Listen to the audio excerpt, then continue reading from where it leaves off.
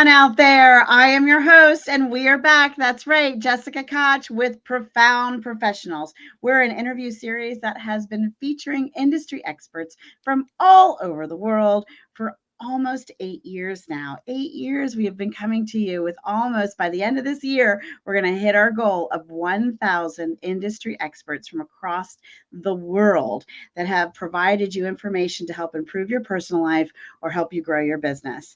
Today is no different. I will not disappoint you. We have brought Thomas to you. He is super passionate about cultivating tidal shifts. I love that idea of a big wave, a big splash. We're creating movements in the leadership world so that we can create really, really profound leaders.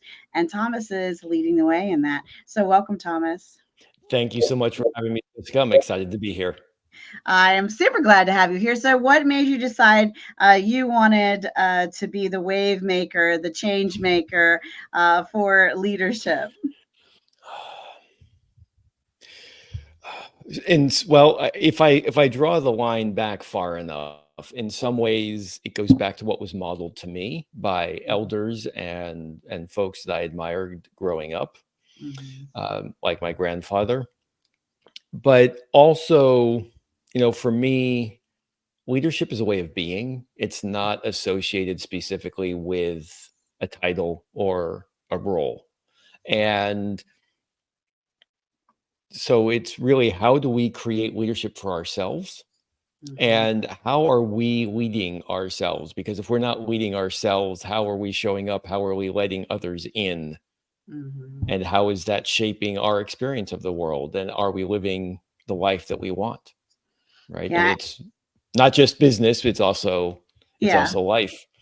Well, I think all of us are leading someone, whether we realize it or not. Someone's watching you, and you are the leader and the influence and the inspiration wherever you're leading them. Whether you're leading them down a good path or a bad path, or whether you're inspiring them with good choices, or maybe your choices aren't so great right now, but you may inspire them to make really great ones because they've watched you fall and struggle.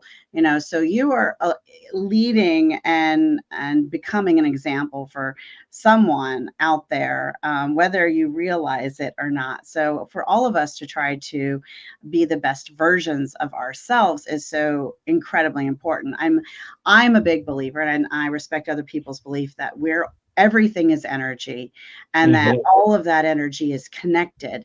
And every time Thomas or Jessica or you out there watching does something to try to be the best version of ourselves and improve ourselves that bit more today than we were yesterday, as a collective we win, right? That's what I think. So give us some more of your thoughts and philosophy behind leadership and how you're working with customers. Is it the average individual or families, or is it more business related and executives? Is it a mix? Who's coming to you? So it is a bit of a mix. Most of my clients are in the business space of some kind. They typically tend to be executives, director to C-suite in smaller, mid-sized organizations. But I've also had people coming to me who have been struggling with more personal issues. And the reason they're coming to me is just they want someone that they feel comfortable with. And they're working through owning. So I'm a somatic coach. So that's my how, is working with the body, through the body, and on the body. And a lot of what we focus on there is talking about your length, which is your line of dignity. And we need to honor our own line of dignity in order to feel someone else's. And we also need to be connected to ourself. Our width is connection to self and to others. And then the depth, which is your lived history from birth until this present moment. And it also includes all, your point to where energy in the collective, it's all of human history as well. So I have clients who have come to me really struggling in part with both width and length. And just to see the shift and saying, oh, okay, so I can settle more into my body. I can, especially if you've experienced trauma where it hasn't been safe to be in your body, then like, what is it like to start to inhabit your body more? Mm. And then what becomes possible? And the changes have just been astonishing. I'm thinking of one client that I worked with for 18 months, and there was a time where an aha moment happened, and then Mm-hmm. a few sessions later, oh well, I'm speaking up in meetings, and now I'm not avoiding conflict, I'm holding my own instead of vanishing in the heat of the moment. And it's like, wow, like here you are being able to advocate for yourself better at work, here you are able to be much clearer in your energetic boundaries, and Mm-hmm. what that does in terms of your productivity, in terms of your self-esteem. Massive change. Mm. I love that. So, a combination of people in just their personal spaces as well as business, Mm-hmm. people connected to the business space. Now, when you're working with them, are you working with them in groups, one on one, in person, virtually? Do you have online courses? Is it some sort of hybrid of all these things? How does it look? What are you doing?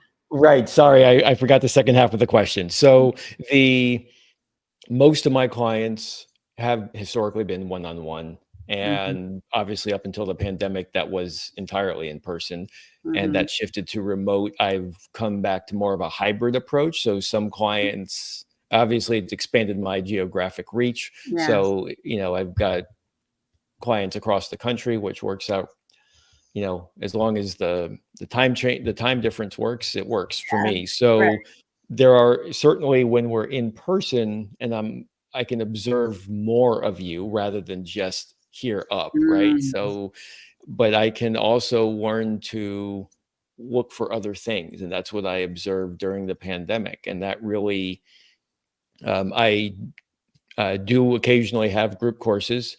I also work with teams of peers in organizations. Mm-hmm. So 10 VPs or the whole C-suite. And So I'm working explain at the same thing. explain what that means, like seeing the whole person, how that's different. So you've had to sharpen your skills and edit how you function as Hmm. a guide and as a coach. So talk to us about what you mean more, because I don't know that Mm. everyone knows your modality very Of well. course. It's the first time I've ever heard of it. So, the more you can explain it, I think the Hmm. better for the audience. Sure. So we have, I mean, in this society, we grow up and we stay here, right? There, the intelligence that is most supported or most rewarded in our society is cerebral, Mm, and we lose touch with the emotions. The range of emotions might not be as broad because we disconnect to what is happening. So when you walk into a room, your neuroception, and this is what neuroscience has shown, but it's something we've experienced for millennia, is that our gut is actually scanning the environment for safety or threat multiple times a second. You can walk into a room, it's like, ooh, this is not safe. Or you walk in, you're like, oh, I feel so relaxed here, so mm, welcome. But it's seconds, literally seconds before your rational brain is making that connection. mm, And so when I'm working with someone in person, I can sense what that is. And I can sort of say, oh, okay, well, look how you're walking, or look how you're holding yourself, right? Like I was at a lunch today with some folks, and one of the guys, he sits like this. He's 6'4", mm, okay? So a good 6 inches taller than me. And this is how he was sitting at the table. mm. So you just adjusted how, I right? Because know. I was like, right, "Whoa!" you're experiencing me very differently now, right? But just imagine if this was someone you were reporting to or had to work with. And I'm just like, what is it? So my curiosity is pointed to, okay, so what is he trying to protect? Right? Because that's a defensive, like, so there's something I'm sensing heart, He's a Mhm. really nice guy, but it's just like, it's just like, what is it about? What are you trying to protect? What's the little boy inside him trying to protect?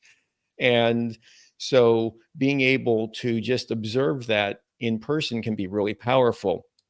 Online, it's a little different because I'm starting to, I need to observe, like, how are you breathing? I have to ask more questions to sort of say, okay, so what are you noticing? Because I can't say, see it, but I can sort of say, okay, so what's going on in your belly? How much sensation do you have in your legs? And so I Mhm. prompt more in that way, but it's still just, my job is to bring people back into their body and to Mhm. just bring it back and say, oh, there's wisdom here.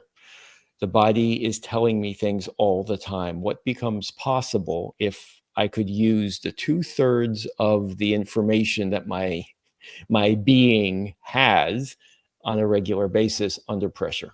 It's really fascinating because I noticed I've started standing, I don't know if it's the end of the year or beginning of the year, but for Mm-hmm. months now I've been standing, and then I've actually even added a walking pad, and I walk very slowly while I work now, which has brought me so much joy.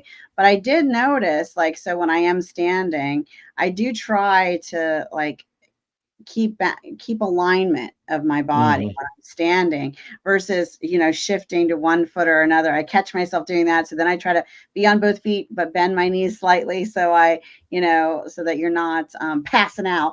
But I'm always teaching my daughter, like, we were actually at an event. She was in a play for school, and there was an older, beautiful young lady there, but her posture was so bad that she wasn't nearly as attractive as her fullest of potential, Mm-hmm. simply by the way she was holding herself. Mm-hmm. And listening to you makes me think about so many things. So I remember being in an unhealthy relationship and getting on a phone call with someone and totally cowering. And then I also remember stepping out recently. I spent 2 weeks. I'm in a very healthy relationship for 25 plus years, but anyway, I spent 2 weeks with a girlfriend on the beach, and every time we stepped on out of the house and just right out onto the sand, it was a beach house. Involuntarily, I noticed it about myself every time. I was like, ah, like I physically made an out loud noise every Mm-hmm. single time because it just felt so good to be there in the warmth of the sun and the sound and the smells and the sight. Everything Mm-hmm. was perfection. It was so Yes. good.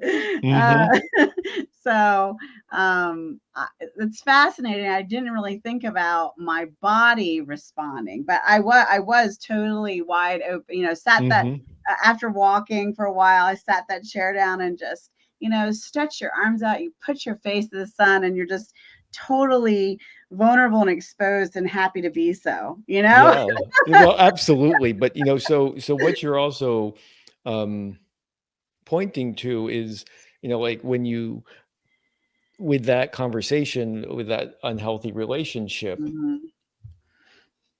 the way you were responding was probably a way that you learned to protect yourself when you were very young, perhaps in the first 2 or 3 years of life. And at that age, that Mhm. protected your nervous system from overwhelm. And it was a very wise adaptation. So we Mhm. have to give thanks to those. However, as adults, they may no longer serve us, and yet we continue to practice them. Mhm. In somatic coaching, we are what we practice. So think walking, talking, right? Standing, sitting, the way you hold tension, the language you use with yourself. Mhm. And the and then we can learn through the body. So you have these normalized responses, and then you have another way through the body to say, okay, so if I keep practicing a different way of doing things, perhaps under pressure, I will be able to say, oh, okay, yes, my body wants to do this. I'm going to take a deep breath, Mhm. let the energy run so I don't hold on to it. And then I'm going to extend from here towards that energy in a way that's in alignment with my vision and values, where I'm honoring my dignity. Mm-hmm. and extending the same dignity towards the other person. Mm-hmm. And that gives choice. Mm-hmm. And that at the end of the day is what I'm doing, but being able to do that under pressure, that's embodied transformation. Mm. I love that, and we spent a little more time and gone a little deeper than I normally do, but I'm just finding this so incredibly fascinating, and seeing as you're talking different circumstances and examples in my own life, which I found really exciting. Like, oh yeah, he's so right. That happened and that happened, and it all just like flashed up. I was like, this is exactly what I was talking about, I think. So I think that's fantastic. So let's give the audience a tip, something valuable they can do today, so that their life will be better tomorrow in this space, in your expertise. Sure. So one of the things, and this is just a little context so you understand what I'm pointing towards. So one of the things I use with my clients is an exercise called centering.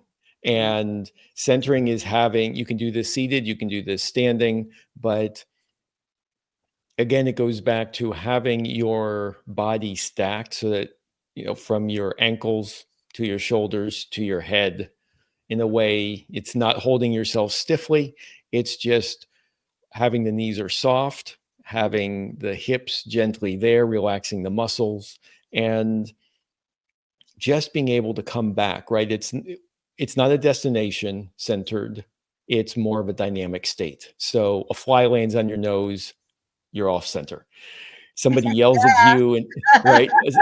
I'm a girl. Any bug Yeah. near me, I'm very off center. I'm sort of like that. Right.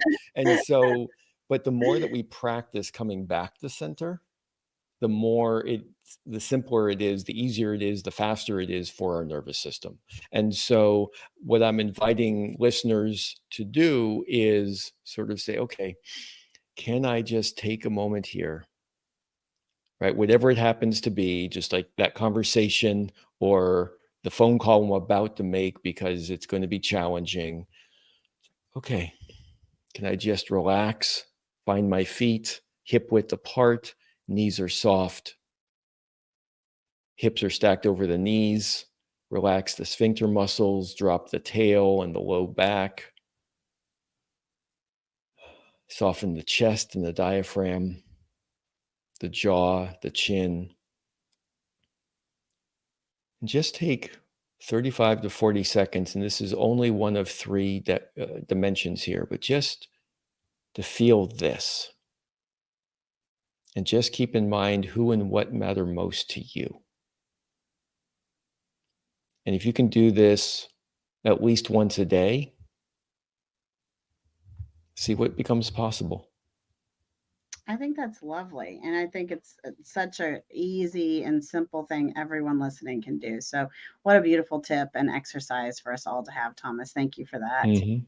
So, as we started Profound Professionals, since show number one, we've asked our guest to, we all take a moment of pause. So, while you're watching out there, and I'm so grateful that you are, please make sure you're putting in the comments a cause that is close to your heart, because hitting the share button now just might inspire someone to share time, treasure, or talent with the cause that you put in the comments, with the cause Thomas talks about. We just want to use this as a tool also to inspire people to do something good. So, Thomas, share with us the cause that you care about. Sure. So this is one of my idols. His name is Ashanti Branch, and 20 years ago, he founded the Ever Forward Club, which mentors underserved youth in middle and high school by providing them with a safe, brave space to build character and transform their lives. That's And it allows them to take off the mask that we are so often required to wear. Mm-hmm. And he's gone across the country and around the world with it. It was started here in Oakland, California, and it's been awesome to see it grow and flourish. And I'm just remain in awe of what Ashanti is accomplishing. I think that's so beautiful. And we need our youth to be the next wave of leaders. We need them to have strength and confidence in themselves so that they can care for the next wave behind them, right? Absolutely. And keep that going and keep that flowing and expanding. So, what a beautiful cause to share with us. The other thing everyone knows about me is I'm just really a bookaholic. I am creating the ultimate book list. We want books of all kinds, and we ask our guests to share with us ones that have inspired their personal life or ones that have helped them grow their business so that we can have an amazing book list and get steered towards the best reads out there. And what have you found to be good for you, Thomas, in the book world? Mm.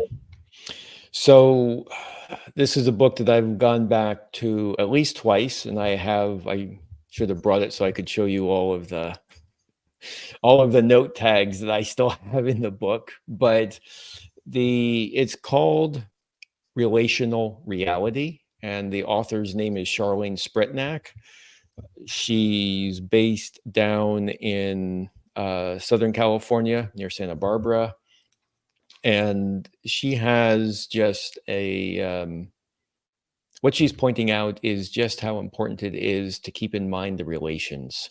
Like, it's not just you and me. It's also like how we connect to others. It's how we connect to the planet. It's recognizing how nature operates and what that means in the leadership context. That's fascinating. Right up your alley, too. Very, very cool. I Yes. love that you shared that. And that's one I don't think we've heard before. So that's exciting. We will be developing a directory of all of our guests and the books that they've recommended and a brief description of them and a link to get them. And all of that is coming very soon. And so that's exciting. I love it when there's a book that we haven't heard yet. So thank you for sharing that. I think that's going to be really useful to a lot of people as, they're on their journey for growth and just all to be the best leaders and versions of ourselves that we can be. It has been super awesome having you on the show today, and I hope that you've enjoyed being here. I have. Thank you.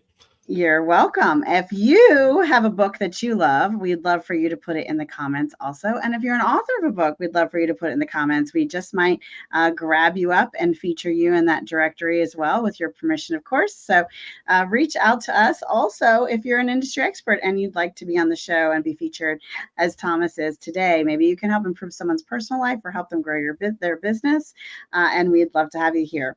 So before we say goodbye and before we close out of today's great show, we would love for you to share a piece of information or inspiration with everyone. Just a final thought as we go out today.